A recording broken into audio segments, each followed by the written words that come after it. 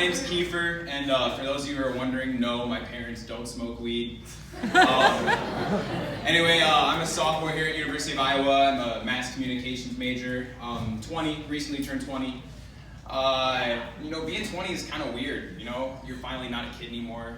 You're off the teenage scale, and never really hit me that I was an adult until like last summer.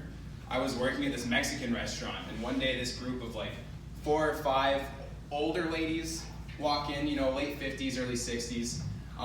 They sit down, they start ordering margaritas, they start drinking. And I noticed that these ladies have cutouts of famous men's face, like Zac Efron, Dwayne Johnson, The Rock. They got cutouts of their faces on popsicle sticks, and they're just flailing them around, waving them. So I go up and I'm like, ladies, what's the deal here? What are these guys on these sticks? And they say, oh, these are our boyfriends. I said, boyfriends? Really? Yeah. And then one lady smiled at me, got really close. She said, you can be our boyfriend too. That was weird. Made me very, very uncomfortable because for the first time ever, usually a grown woman would see me, she'd be like, this is a kid, her motherly instinct would kick in, I gotta nurture and take care of him. No.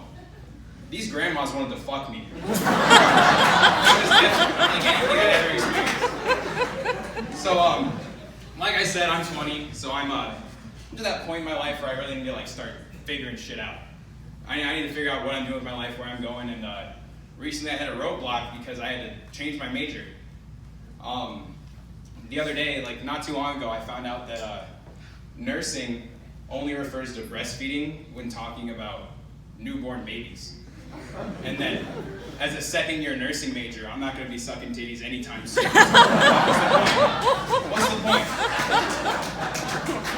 So I switched over to journalism, mass communications. I want to go into public relations, do some work with social media, because social media is huge right now. It's absolutely huge.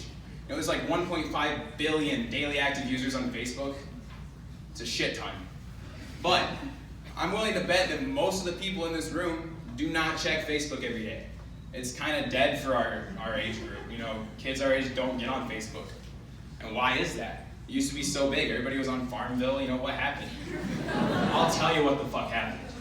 2 words. Grandma and grandpa. That's what happened. Parents hopped on Facebook, it was alright. They had to keep track of their kids, make sure they weren't doing crack in the streets or whatever. But grandparents got on, pecking at the keyboard with their wrinkly old arthritic fingers, not knowing what the fuck they're doing.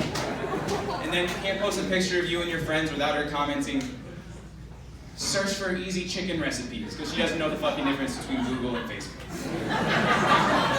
But I'll tell you what really drove me away from Facebook, what drove me away, that was the real kicker, were all those posts that were like this if you love God. Ignore if you worship Satan.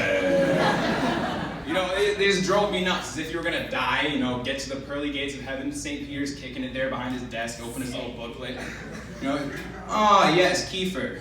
Remember in 2013 when you didn't share that post from Best Christian Memes? Off to hell with ye! It's not gonna happen. Not gonna happen. Anyway, growing up is kind of weird for me, because I grew up fat. I was real fat. I didn't realize I was fat though, because I had a mom who's kind of supportive, way too supportive of my overindulgent habits. She'd be telling me that I'm beautiful in my own way, or that I'm just big boned, in between the 2 windows of the McDonald's drive-thru. But it didn't really hit me until I was about 12 years old, until I was in middle school. And the girls started to hit puberty, we started to grow up, and the girls, they started to grow tits. And none of them were nearly anywhere as big as mine were. I'd be running around, running laps in gym class, just holding my chest like this, praying nobody sees my jiggle. It was miserable. Miserable. I remember this time in 6th grade. I had just joined the school band. I was super stoked about it. I'd been watching videos of saxophone players, famous trumpeters, just trying to learn about these instruments, see what I wanted to do. It was the first night we were going in, trying out all the instruments, trying to figure out what it is that we're going to play for the next 4 years of our life, however long we stay in band. So I walk in all excited. The guy takes one look at me, goes, big instrument for a big kid. Pulls out a fucking tuba. A tuba. I played the tuba for 6 years, all because one dude in 6th grade thought I was fat. I could have been the next Louis Armstrong, shredded on the trumpet, but no. I'm a fat kid, I gotta play the tuba. It's alright though. It's alright. Tuba was lots of fun. So was middle school, honestly, but a lot of stuff has changed since middle school for me. You know, I mean, as you can tell, I'm not so fat anymore. Managed to get out of that rut. You know, back in middle school, I used to be a huge germaphobe. I was real afraid of germs. You know, I wouldn't even use public restrooms. They were like the plague to me. Even going pee, I wouldn't do it. I just hold it till I got home. Every single day at school. Never would use a public restroom. But, you know, eventually I got over it. It was something I had to work on personally, something I had to work towards. And quickly I learned that, you know, those gender-inclusive restrooms, way cleaner than any men's restroom you will ever use. If you gotta go in public, it's either Von Mar or gender-inclusive restroom. Those are your two options. Two options. So the other day I'm on campus, I kind of have to go, I'm feeling the urge.